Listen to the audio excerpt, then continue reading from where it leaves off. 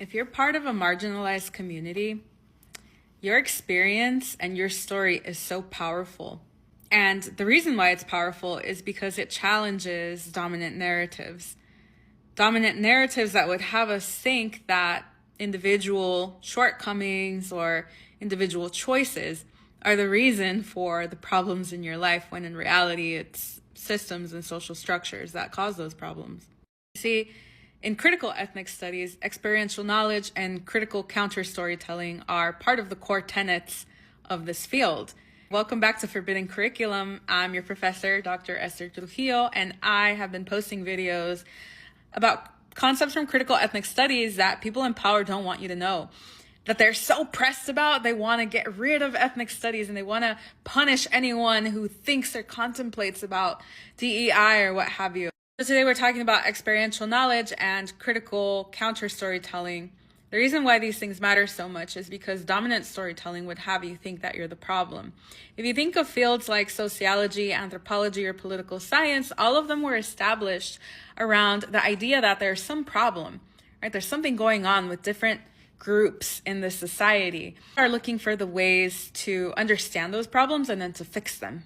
So what happens when people who are part of the groups that have always been deemed as the problem take a moment to stop and document their own stories and critique those systems and then hold the people who uphold those systems accountable? You see, dominant narratives want us to believe that we're the problem, right? People from marginalized communities, that the communities are backwards, that the cultural practices are backward, and that they need to be fixed in order for society to progress.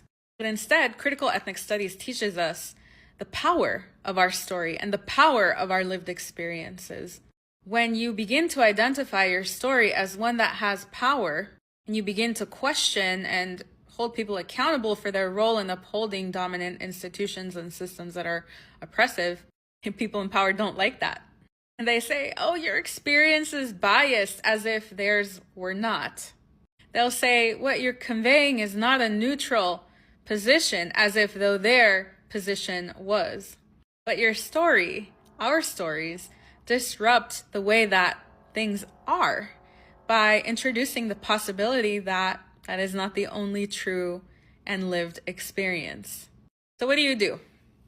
Well, begin to put your stories out there. Begin to understand and listen to the multiplicities and the varied experiences that are out there so that you can have a more critical foundation and understand how all of these different realities coexist at the same time, and to understand what